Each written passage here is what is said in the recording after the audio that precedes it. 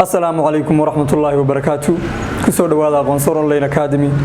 halkan maanta waxaan ku xalinaynaa mid kamid ah su'aalaha ay ardaydu sida joogtada noo soo weydiiyaan maanta su'aashu waxay ku saabsan tahay Pythagorean theorem su'aashu waxa sida halkan nooga muuqato waxay leedahay prove that c square equal a square plus b square Pythagorean triangle markuu sidan oo kale yahay hadii sida la square oo dhinaca ugu dheera wuxuu la mid yahay the sum of the squares of the other two sides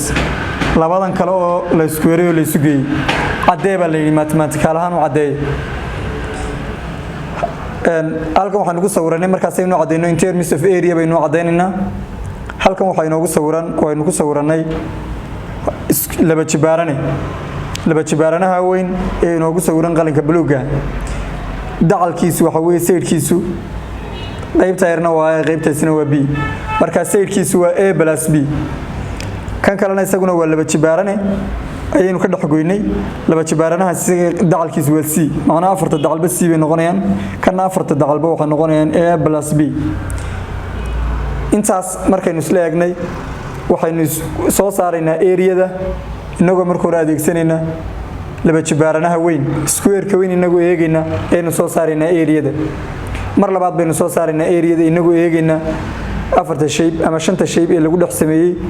square-ka weyn oo shanta shape mee 1 2 3 4 4 rectangles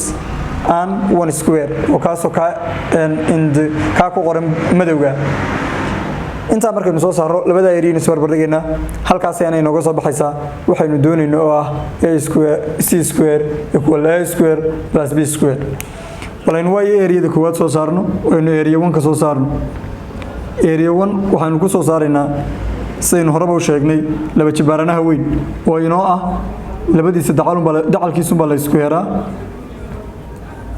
dacalkiisu waxa weeyaan a plus b dacalkiisan kalena uu leeyahay marka a plus b baynu ku dhufanayno labadan markaynu isku dhufano area-du waxay noo soo bixi doontaa a times a oo a square plus a times b oo ah ab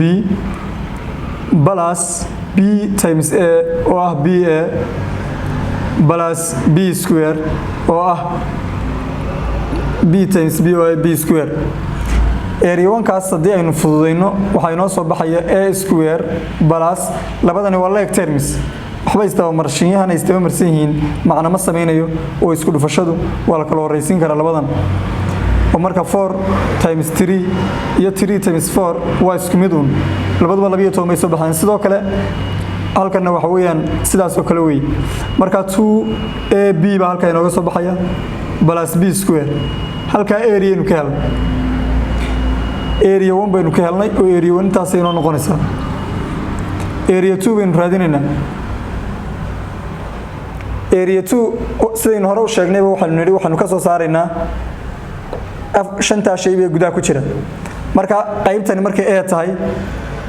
halkana b bay mar walba ahaanaysaa halkaasina a sababtoo wuxuu waxa weeyaan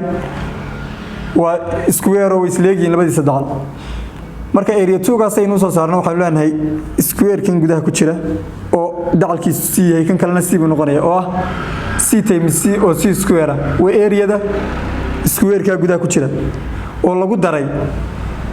ka area-diisa oo noqonaysa maxay 1 divided by 2 a times b oo a b ino noqonaysa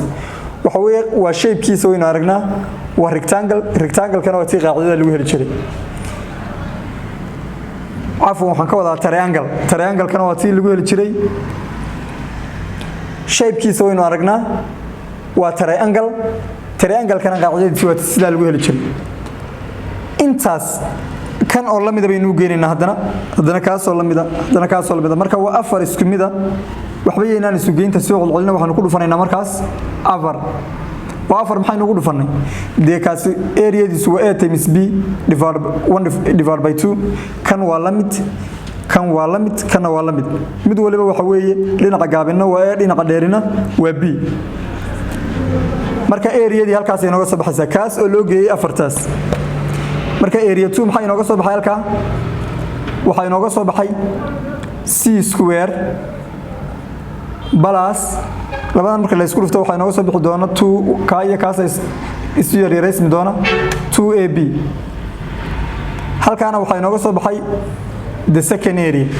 2 ay nooga soo baxay bal aynu hore u sii socono oo aynu eegno imika waxay noo taraysaa labada area aynu soo saarnay waxa weeyaan waa meel isku mid ah marka labada area 1 equal area 2 sababtoo labaduba waxay ka turjumayaan shape-ka meesha yaal marka waxaan leenahay area 2 waxay leegtahay area 1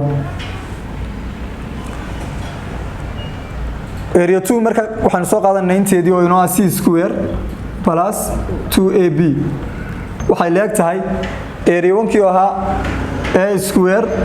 plus 2ab plus b square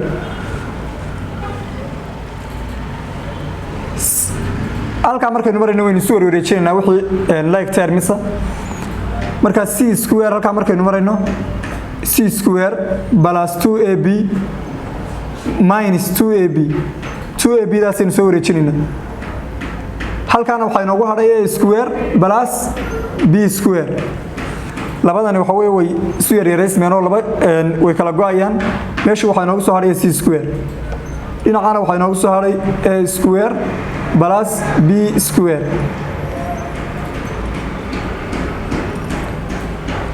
aakhirkii waxaa inoo timid tii laynayidhi caddee ee ahayd a square